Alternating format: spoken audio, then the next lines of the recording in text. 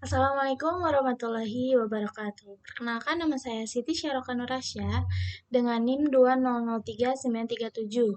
Dari kelas 5B akan menjelaskan mengenai proses, output, dan outcome pada filsafat pendidikan jasmani. Dalam konsep literasi fisik, itu dimulai dari sebuah proses. Pendidikan jasmani merupakan suatu proses, yaitu pendidikan melalui aktivitas fisik, yang di dalamnya mengandung nilai-nilai yang dapat diterapkan dalam kehidupan. Seperti yang tercantum dalam tujuan pendidikan nasional, bahwasanya pendidikan nasional berfungsi mengembangkan kemampuan dan membentuk watak serta peradaban bangsa yang bermartabat dalam rangka mencerdaskan kehidupan bangsa, bertujuan untuk berkembangnya potensi peserta didik agar menjadi manusia yang beriman dan bertakwa kepada Tuhan Yang Maha Esa, berakhlak mulia, sehat, berilmu, cakap, kreatif, mandiri, dan menjadi warga negara yang demokratis serta bertanggung jawab. Dapat disimpulkan, isi dari tujuan tersebut adalah menjadikan seorang individu memiliki keterampilan hidup. Pendidikan jasmani itu sendiri memiliki kompetensi atau kemampuan yang dapat diraih oleh seluruh individu, yaitu dalam aspek personal, menanamkan kemampuan dalam berkomunikasi dengan orang lain. Aspek sosial menanamkan kemampuan dalam bagaimana menjadi seorang makhluk sosial atau dapat berinteraksi dengan lingkungan sekitar. Aspek akademis yaitu menunjang pada pengetahuan dan ilmu yang dipelajari mendalam. Dan yang terakhir, itu vokasional, yaitu keterampilan kejuruan yang dimiliki berkaitan dengan bidang pekerjaan tertentu di masyarakat.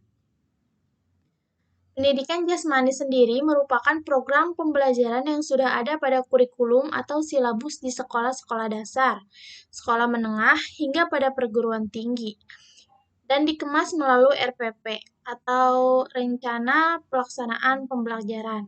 Sesuai dengan ruang lingkup pendidikan jasmani diantaranya seperti aktivitas permainan dan olahraga, aktivitas pengembangan, aktivitas uji diri, aktivitas ritmik, aktivitas air, aktivitas luar sekolah atau alam bebas, dan pendidikan kesehatan. Ketujuh ruang lingkup tersebut dibuat menjadi sebuah rencana pembelajaran, lalu terjadilah suatu proses pembelajaran. Selain itu, ada output yang dapat dihasilkan dari pembelajaran aktivitas atau pendidikan jasmani, yaitu adanya physical literasi atau literasi fisik, di mana seseorang sudah memahami dan menerapkan konsep gaya hidup sehat, yaitu dengan melakukan aktivitas fisik dengan berkelanjutan.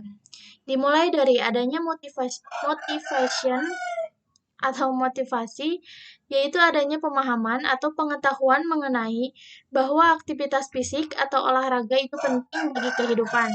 Kemudian, ketika adanya motivasi, maka akan muncul juga physical competence atau kemampuan fisik seseorang dalam menjalankan tugas-tugas di dalam pekerjaannya.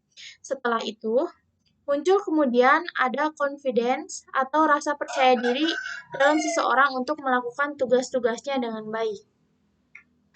LTAD, Long Term Athlete Development, adalah model inklusif yang mendorong anak untuk terlibat dalam aktivitas fisik seumur hidup dengan menghubungkan dan mengintegrasikan program pendidikan fisik sekolah dengan program klub olahraga elit dan program rekreasi di masyarakat.